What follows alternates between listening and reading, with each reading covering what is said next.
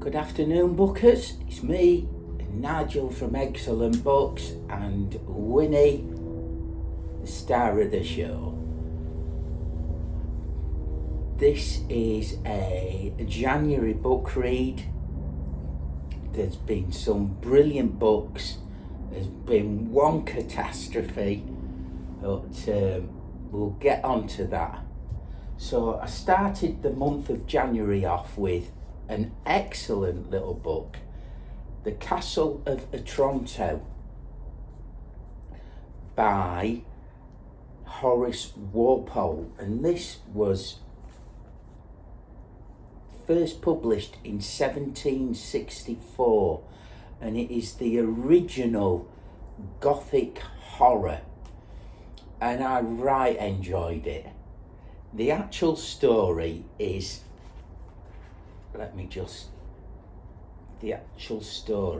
sorry for getting in your way there, Win. 109 pages. So the notes and the preface and the introduction are more than the actual story. But it's a lovely novella, I'd call it. Very Shakespearean, I thought. References Shakespeare quite a lot, and you can tell that. Story basically is there's a wedding in a castle. The helmet off a statue falls down and kills the groom, who is the Prince of Otranto, if you like. And lots of crazy shit happens. The dad wants to marry the young girl who's getting married to keep the family line. He's going to divorce or kill his wife. It's just a bonkers story, and it's a really good read. I think most modern readers would have no problem reading The Castle of Otranto, and I right liked it. Very short, you could read it in the weekend. I think I read it in 2 evenings. So an excellent little book, and I was very pleased to start my Gothic horror with the big boy. After that, I read carrying on with my Edgar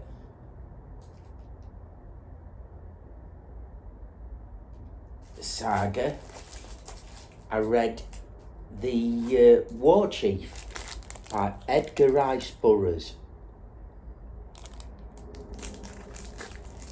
It's about a young lad, not like his other stories, to be fair. He's obviously researched it quite a lot.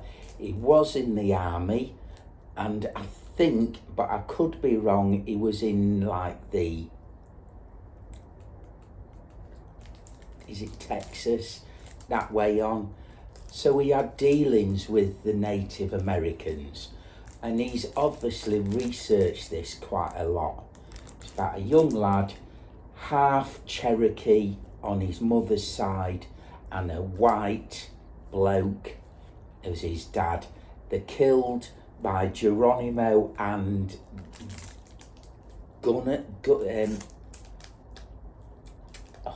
what's it called? Jun? I could be wrong there. But anyway, parents are killed. Geronimo takes him and brings him up as his son.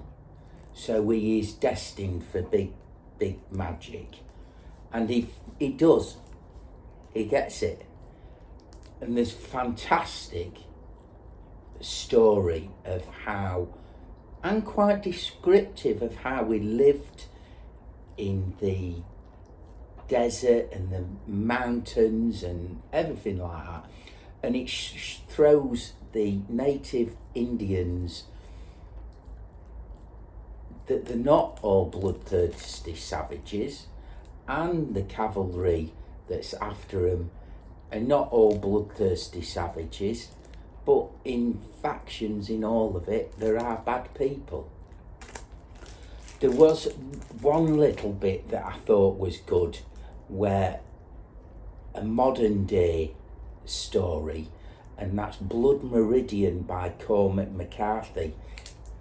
In this, Geronimo is talking about a scalping gang, the Glanton Gang, which is well documented scalp hunters on the Mexican border, and they all got blamed for it, Geronimo and his men.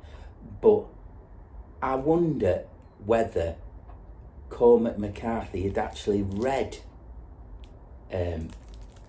War Chief and the Glanton Gang and knew of this story, because it is referenced in here, the Glanton Gang. But anyway, I right enjoyed it. Zoomed through it. It's left on a cliffhanger. Fantastic. Read it. So then, I was well early in the month, so I thought I would start February's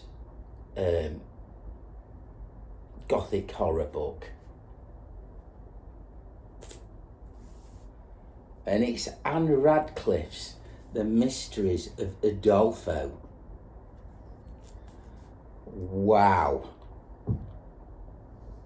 I read 230 pages, 200 of which were just repeating, and it was just not any horror or suspense. And she swooned all the time. Oh, this young girl, it was just not my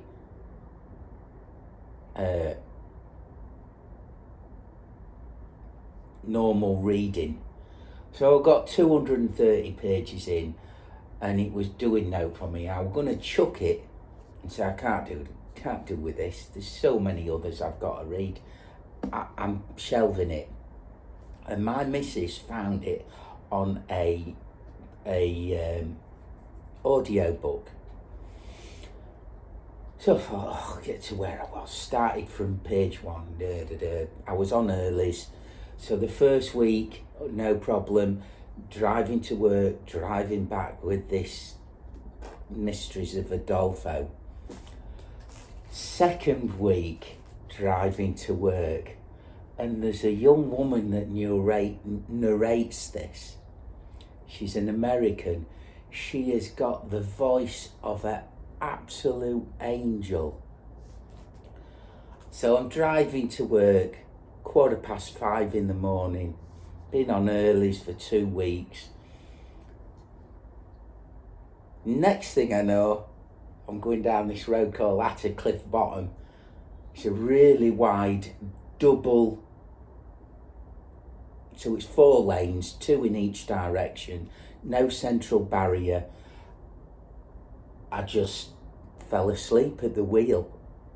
I've got a VW T5 van, driving along. Next thing I know, there's these air horns. I fucking open my eyes, swerve out of its way, and I'm not kidding you, I'd gone through a set of traffic lights. I must have gone 800 metres, slowly drifting over into the opposite oncoming traffic, which was a massive Arctic truck. So I turned her off, I drove to work, and I only listened to it on the way back when I was fully awake. But that was a close call. But this young woman, she has got the voice of an absolute angel. Oh, but the book itself, I would call it a romance, not horror. I didn't rate it at all. You know, it's still from 1794. So it was just not my cup of tea at all. So that was the second one. Close call. So then I thought, for a bit of a change, I would read a book of poetry, and it's Crow by Ted Hughes. I've read some of his stuff before, not a lot. And like a lot of English poets and American poets, there's not many full collections that I like. I like lines, or I like set stanzas or whatever, but overall it was an alright book. And you can tell he's wrote it, I think he wrote it just after his wife had died. So it's quite a bleak collection, if you want, I thought. Alright, Memo, you're not coming up, you're all wet.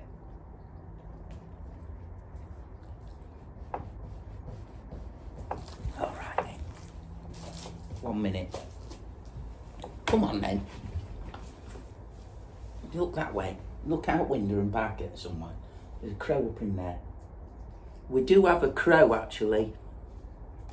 We call it Broken Wing, and it's we've got a wood just up behind the school. And 2 years ago now,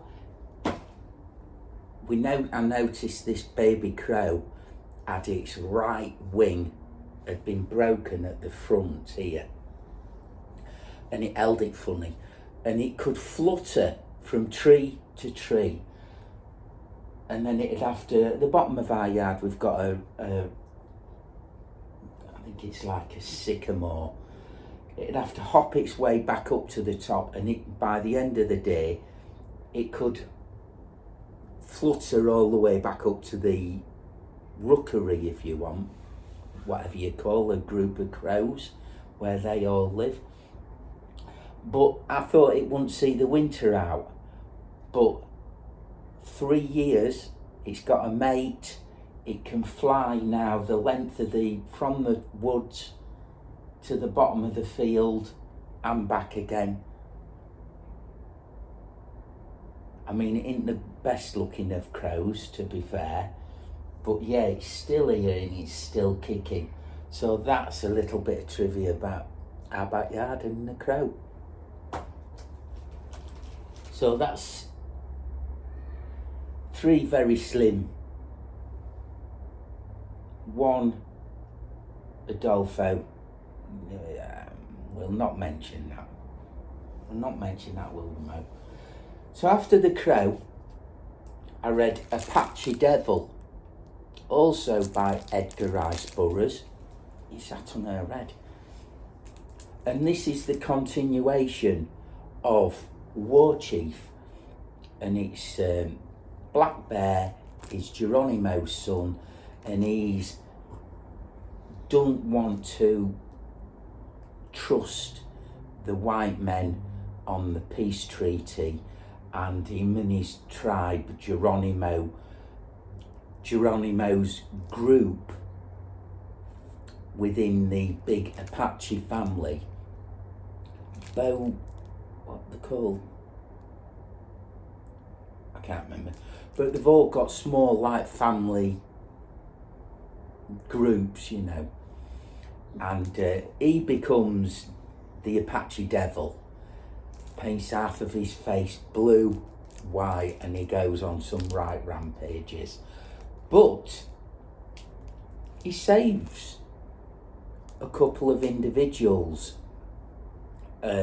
He don't kill them because he's got no cause to kill them.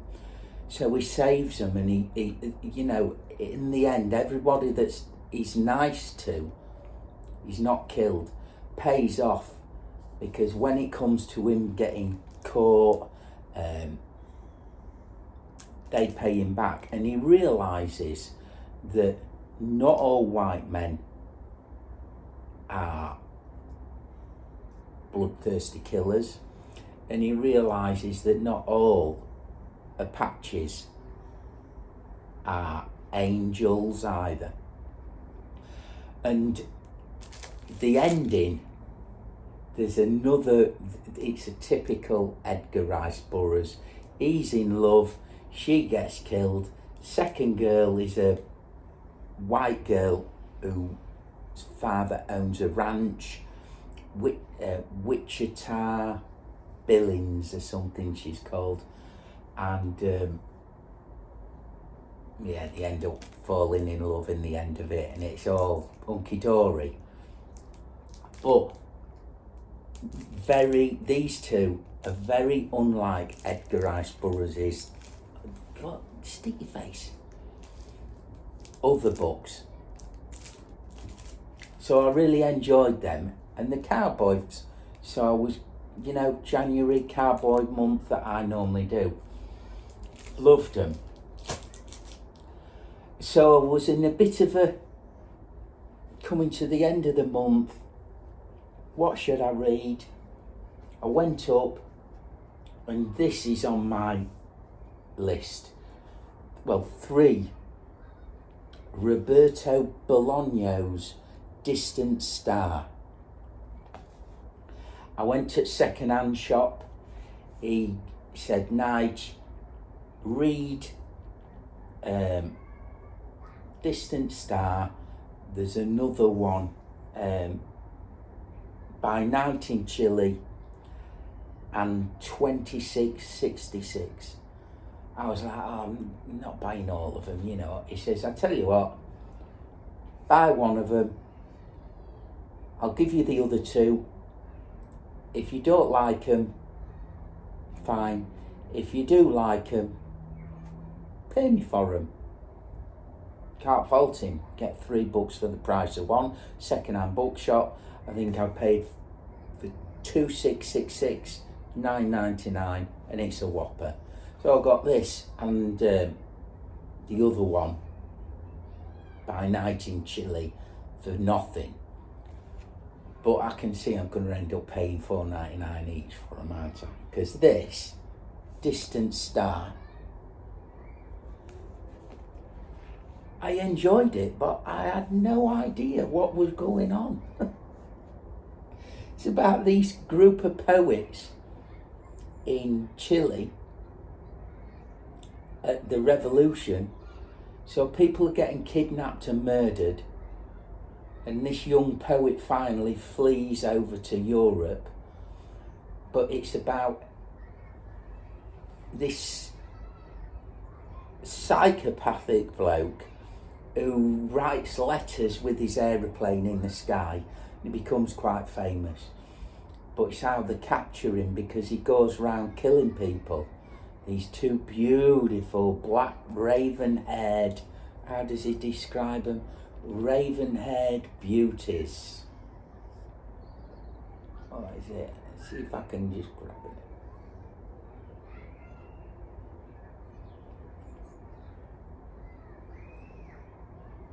No. There's anyway 2 twins that he kills.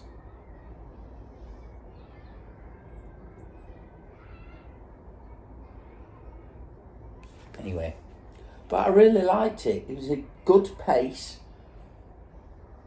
Only short, you'd read it, I read it over a weekend and a day, I think, 163 pages, I think it took me 4 days to read it.